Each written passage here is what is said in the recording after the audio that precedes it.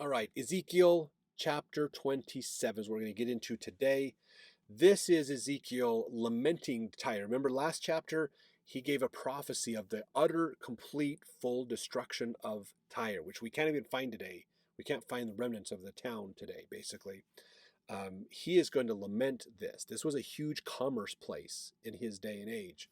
And so to realize how bad this destruction is going to be is astounding. And so he's lamenting this loss. Basically, that's why this is kind of a continuation of the last chapter. Verse 1, the word of the Lord came unto me again, saying, Now, thou son of man, take up a lamentation for Tyrus. So even a prophecy, God's telling him, you should probably mourn Tyrus, because this is going to be a bad one. Verse 3, And say unto Tyrus, O thou that art situate at the entry of the sea, which art a merchant of the people for many isles. Thus saith the Lord God, O Tyrus, thou hast said, I am of perfect beauty. So that's what Tyrus thinks of themselves. I am perfect. We are elegant, we are amazing, we are beautiful, we are great, we are full of pride, basically. Verse 4, Thy borders are in the midst of the seas, thy builders have perfected thy beauty. They have made all thy shipboards of fir trees of Senir, which is from Mount Hermon. They have taken cedars from Lebanon to make masts for thee. Of the oaks of Bashan have they made thine oars. The company of the Asherites have made thy benches of ivory, brought out of the isles of Chittim.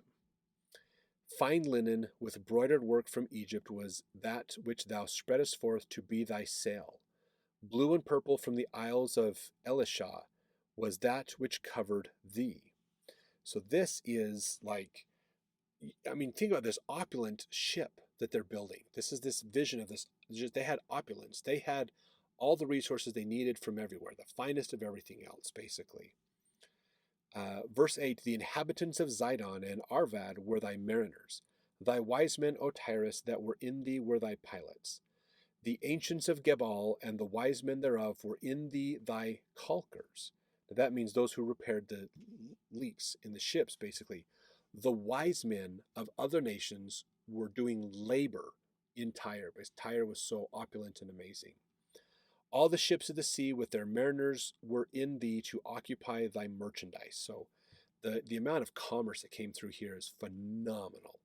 We could think of something like a Las Vegas or a New York or San Francisco or something like that, that just opulence, wealth, influence, power, all these kinds of things is what we could think about.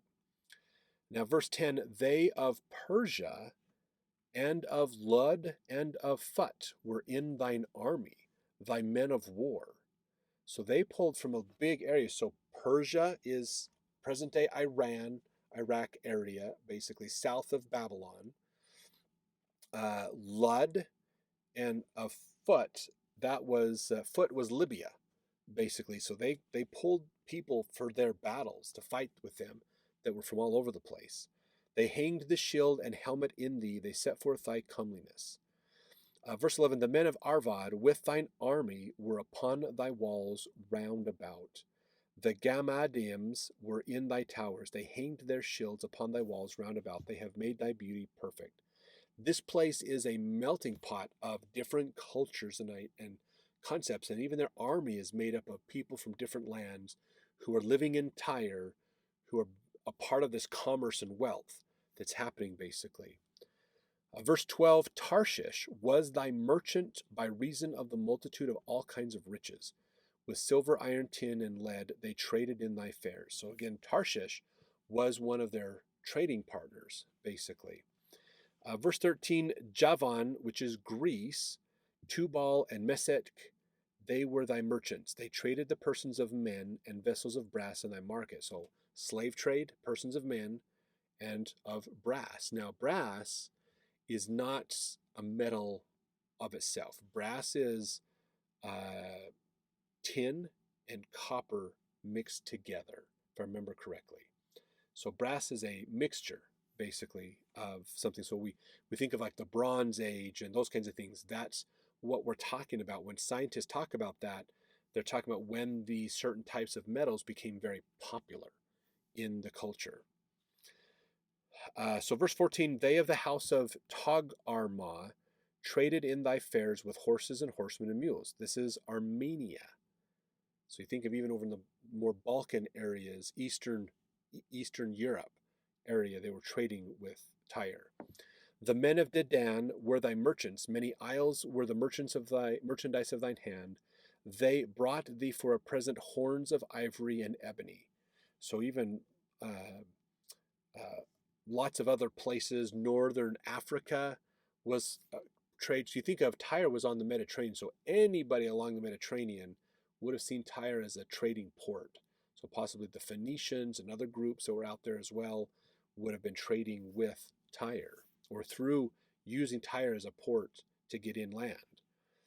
Verse 16, Syria was thy merchant by reason of the multitude of the wares of thy making. They occupied in thy fairs with emeralds, purple, embroidered work, and fine linen, and coral, and agate. Judah and the land of Israel, they were thy merchants. They traded in thy market wheat of Minnith, and Panag, and honey, and oil, and balm. So there's commerce happening with Israel. Israel was a trading partner with them. So think of Tyre as kind of this hub where trading and merchandise could come inland and offland, basically, and it was just opulently wealthy. Verse 18, Damascus was thy merchant in the multitude of the wares of thy making, for the multitude of all riches, in the wine of Helbon and white wool. Dan also, and Javan, remember it was Greece, going to and fro, occupied in thy fairs. Bright iron, cassia, and calamus were in thy market. Dedan was thy merchant in precious clothes for chariots. Arabia and all the princes of Kedar, they occupied with thee in lambs and rams and goats.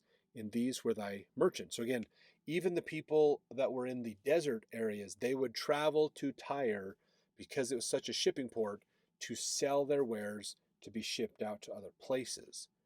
That's where they would then trade and exchange and get stuff to take back to them. So they were a major economic hub for the world at this time, basically. In fact, verse 22, the merchants of Sheba and Ramah. So this is getting into Egypt and Nubia, Ethiopia and Sudan and these other parts of eastern and northern Africa. They were thy merchants. They occupied in thy fairs with chief of all spices and with all precious stones and gold. Haran and Cana and Eden, the merchants of Sheba, Ashur and Chilmad were thy merchants. These were thy merchants in all sorts of things, in blue clothes and broidered work, and in the chests of rich apparel, bound with cords and made of cedar among thy merchandise. This was a heck of a place to be. Lots of trade. Now you might be thinking, why would Africa do its own trade through Tyre on the Mediterranean when they could have just crossed the Red Sea and gone through the desert? The desert had a lot of nomadic groups and it was a very harsh environment, and so it wasn't friendly for trade. So a lot of the trade would use the Nile, basically, and they didn't have a Suez Canal that went from the Red Sea to the Mediterranean through there. But they had the Nile through Egypt, and then they would cross over in that little spot of land between the Red Sea and the Nile, and the Mediterranean, and they would trade up the coast. But sometimes it was easier to just go up the coast via water. And then Tyre already had an established system. So going up to Tyre and then out from Tyre was probably easier than trying to make a trek through the desert or get around the desert through the Arabian Peninsula, basically. So it was probably easier to go up to Tyre and then over than it was to go around Arabia because of pirating, because of merchants and other things in the desert and the harshness of it as well. So that's probably why we see some of that trading happening there.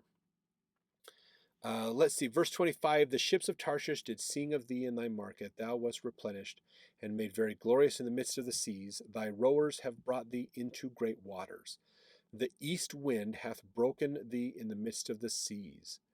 So the winds usually travel from off of land across the Mediterranean going east.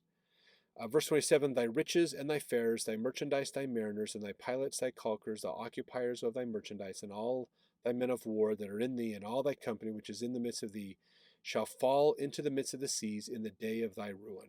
So this, verse 27, is taking everything we just talked about, all these people that are settling in this area, and realize they're all going to be thrown into the ocean. They're all going to die. They're all going to go away, basically.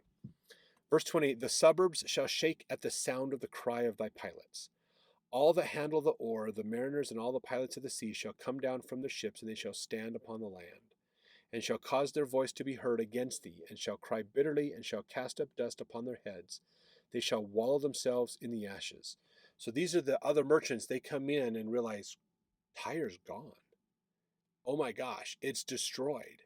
And then they'll go on land and lament the loss of Tyre. This economic structure is gone. Now what do? How do we move our merchandise around? Tyre is gone. Verse 31, they shall make themselves utterly bald for thee, and gird them with sackcloth, and they shall weep for thee with bitterness of heart and bitter wailing. And in their wailing they shall take up a lamentation for thee, and lament over thee, saying, what city is like Tyrus? Like the destroyed in the midst of the sea. When thy wares went forth out of the seas, thou fillest many people, thou didst enrich the kings of the earth with the multitude of thy riches and of thy merchandise. In the time when thou shalt be broken by the seas in the depths of the waters, thy merchandise and all thy company in the midst of thee shall fall. All the inhabitants of the isles shall be astonished at thee, and their kings shall be sore afraid, and they shall be troubled in their countenance. The merchants among the people shall hiss at thee, and thou shalt be a terror, and never shalt be any more. So it's going to be a bad situation for Tyre. Everyone's going to be astonished and realize this means global trade at the time is going to go into a really hard spell. A lot of depression, a lot of economic struggles, because now the main hub of commerce is gone. This is like saying, oh, the internet just went away. Now how do I grow my business? How do I sell my stuff? What do I do? The main commerce hub is gone. So it's going to be really bad destruction. Now, there's more to come in the next chapter as well. So let's jump over there to continue learning more about these prophecies.